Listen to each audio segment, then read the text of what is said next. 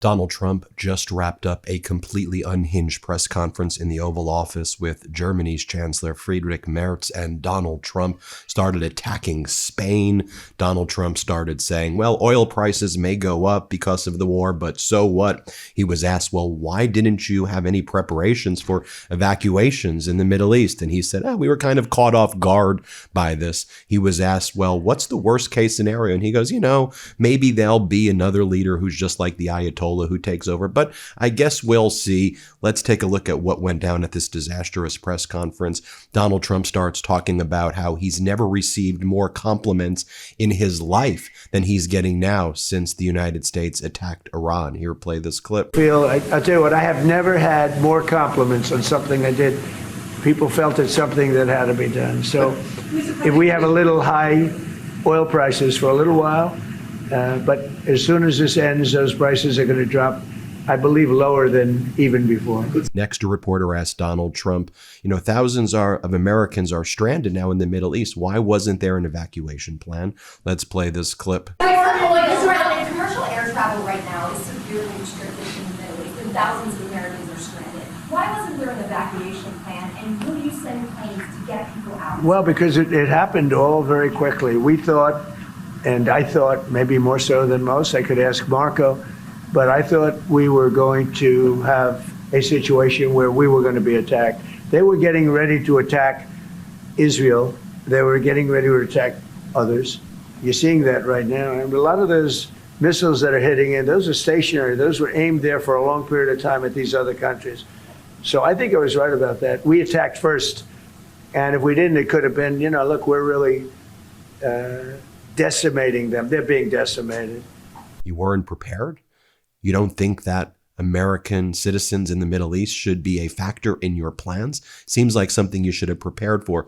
Then Donald Trump says one of the reasons we also invaded Iran is because if we didn't, then people like Chuck Schumer would be calling Donald Trump out for not invading Iran. What's he even talking about? Here, play this clip. And it's something that had to be done, And I believe that if we didn't, because I see where Congress, if I didn't do this, guys like Schumer, who are losers, the Democrats, they're losers. That's why they're not here. Guys like Schumer would say, well, you should have done this. In other words, if I did it, it's no good. If I didn't do it, they would have said the opposite, that you should have done this. But most people feel, I'll tell you what, I have never had more compliments on something I did. People felt it's something that had to be done. So if we have... Then Donald Trump threatens to cut off all trade with Spain. He says, we're done with Spain. We may now do embargoes on Spain because Spain is saying that they're not going to support America's unlawful invasion of Iran and not allow America to use their airspace. So Trump's now threatening an embargo against Spain. Let's play this clip. Has the right to stop. Sort of interesting. I have the right to stop, but under that one law, I didn't have the right to charge them. So I have the right to license them, but I don't have the right to charge, which is frankly ridiculous. But the right was given to us by the Supreme Court. And we have the right, as an example, we talked about Spain. I could tomorrow stop, or today, even better, stop everything having to do with Spain. All business having to do with Spain. I have the right to stop it. Embargoes, do anything I want with it. And we may do that with Spain. What do you think? Well, sir, I think we're going to talk about it with you. I know that you have strong power. The Supreme Court clarified. We know you can use it, and if you need to use it to assure national and economic security, we'll do it. Scott, do you have an opinion? Sir, I agree. The Supreme Court reaffirmed your ability to implement an embargo, and as we've talked, from your first term, the Section 301s and the 232s have withheld more than 4,000 lawsuits, and USTR and Commerce are going to begin investigations, and we'll move forward with those. And we've instituted a 15% tariff on everybody, as you know, and just used. I'll tell you, we had a couple of paragraphs written in that opinion that were really incredible. Next, in response to Donald Trump being asked, well, who do you want to be the next leader of Iran? Who do you think should lead? Donald Trump then starts talking about Venezuela. He says, the people who we thought in Iran could be the leader, they've all died. So maybe there's a third wave. And then he starts talking about Venezuela. And he goes, Venezuela is great. Okay, can you answer the damn question? You don't have a plan. Let's play this clip. Out there, a lot of bombs are being dropped. But I always say that would be about the worst. Do you have someone in mind right now? Because you said all the people you did have in mind have been taken out. What do you think? Well, most of the people we had in mind are dead. So, we had some in mind from that group that is dead. And now we have another group. They may be dead also, based on reports. So I guess you have a third wave coming in. Pretty soon we're not going to know anybody. But we have... Venezuela was so incredible because we did the attack and we kept government totally intact. And we have Delcy, who's been very good. We have the whole chain of command and they've been, look, the relationship's been great. We've taken out 100 million barrels of oil already. And a big part of that goes to them and a big part goes to us. And it's been great. We paid for the war many times over, and we're going to be running the oil. And Venezuela is going to make more money than they ever made, and that's great for the people. The relationship has been great. It's been. Then he just randomly starts saying, everything is big. Everything is big in my book. I have big books. Here, play this clip. Far, and we are.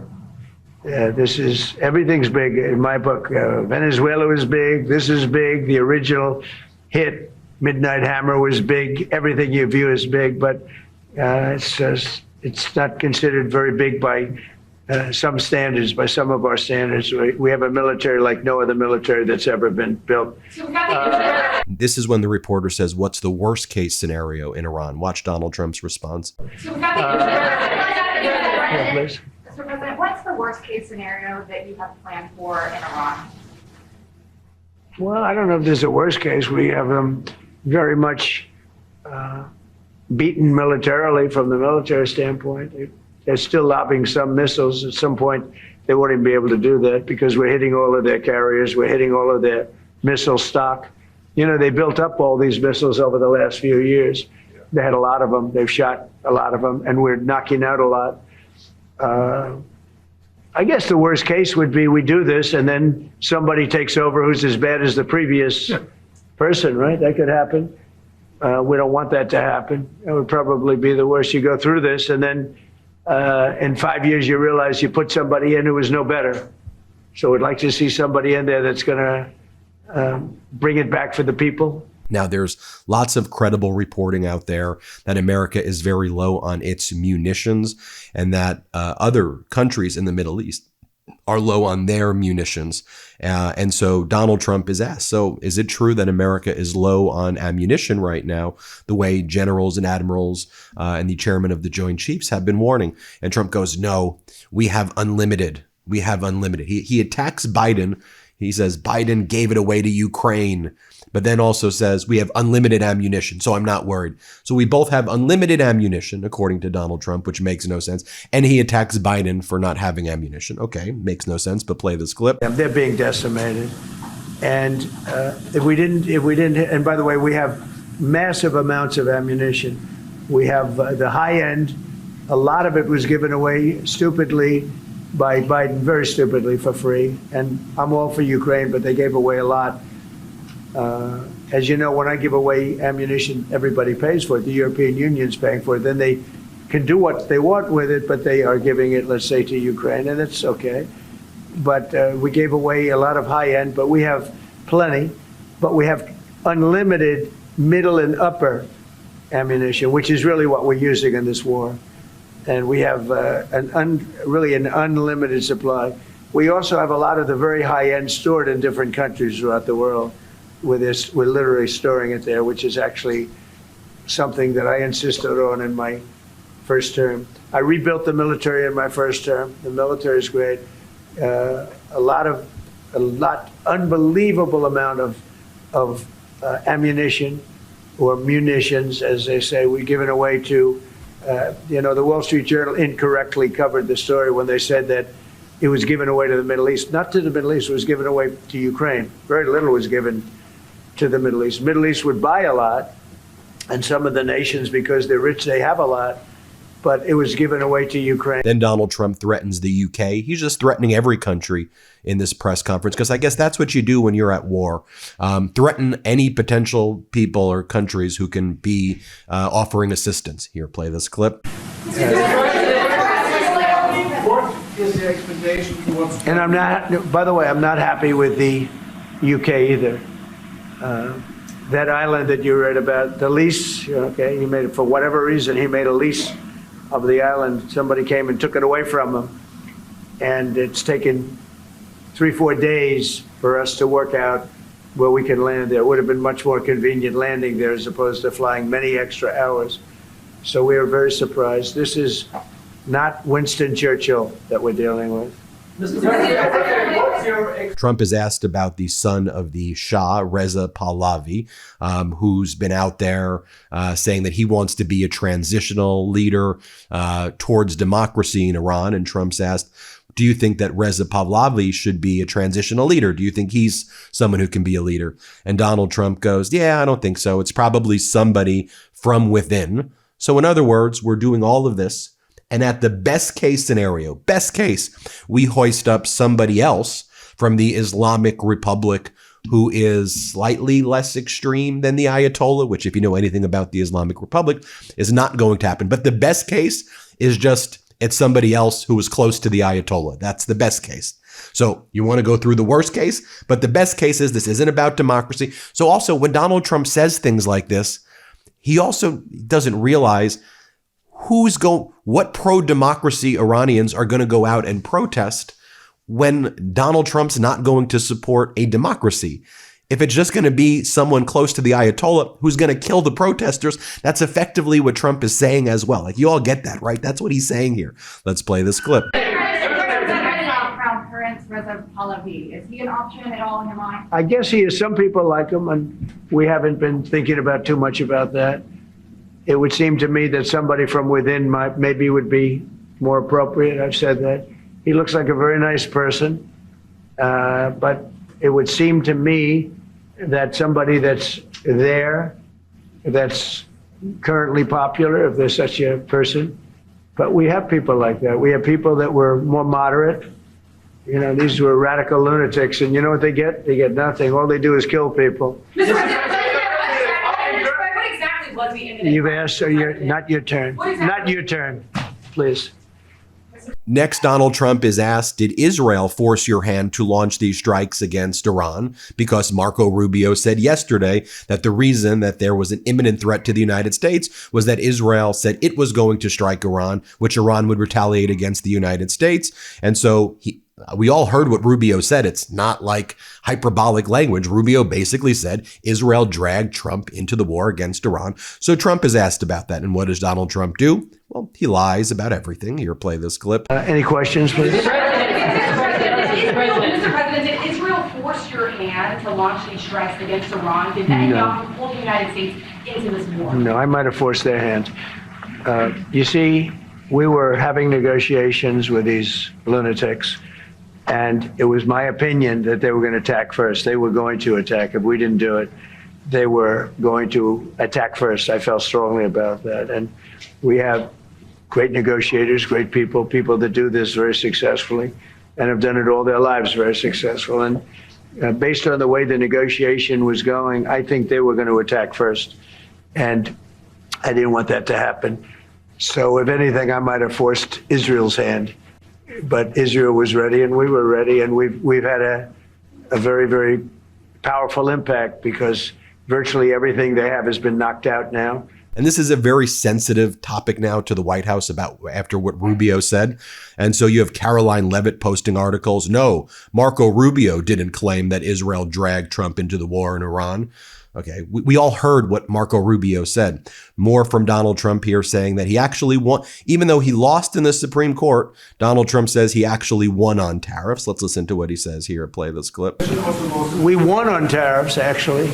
Somebody said you actually won the case. We won on tariffs. We had a decision that was wrong. It was a very bad decision from certain standpoints. From other standpoints, a very powerful decision because it reaffirmed all the fact that we have all these various forms of tariffs that we felt right, but it totally reaffirmed. It said you can use all of these tariffs. So we have all these vast menus of tariffs, and tariffs have made our country very rich.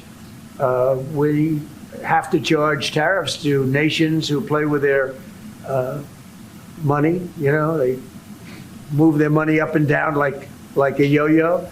We have to take care of nations that have been good to us and fair to us, and we're going to take care of them. Other nations, they haven't, and we haven't let them take advantage of us. But the whole thing with tariffs is we had a decision that, like, as an example, we have a license situation, and the license is something that allows us to immediately stop all business with, nobody even knew we had this power, but we do now because of the decision. We have the right to stop all business having to do with a certain country. If a certain country is not treating us well, the president, without going to Congress, has the right to stop. Sort of interesting. I have the right to stop, but under that one law, I didn't have the right to charge them. So I have the right to license them, but I don't have the right to charge, which is frankly ridiculous. But the right was given to us by the Supreme Court, and we have the right. Then Donald Trump talks about getting cash from banks and putting it in airplanes and flying it. Do you even know what he's even talking about here? Let's play this clip. Boeing 757. There was two of them loaded. They took out all the seats. It was loaded with green cash. So much cash that it was in Virginia, Maryland, and Washington, D.C. They got all the cash from all the banks. They put it, and they flew it to Iran. I never knew a president had that power. I'm going to maybe try it sometime if it's okay. I think I'm going to do it. I'll fly it somewhere. Nobody's ever seen anything like it. 2 planes loaded from floor to ceiling, big planes, Boeing 757s, taken over there and given cash. Then Donald Trump brags about terminating the Iranian nuclear deal. Let's play this clip. Barack Hussein Obama made maybe the worst deal I've ever seen because he gave all power in the Middle East to Iran. He went the exact opposite way, and I terminated that. If I didn't terminate that deal, they would be sitting with a massive nuclear weapon 3 years ago, which would have been used already on Israel at least, and other countries also. Well, there you have it, folks. I could show you a lot more, but I think you get the point right there. Hit subscribe. Let's get to 7 million subscribers, and thanks for watching. Want to stay plugged in? Become a subscriber to our Substack at MeidasPlus.com. You'll get daily recaps from Ron Filipkowski, ad-free episodes of our podcast, and more exclusive content only available at MeidasPlus.com.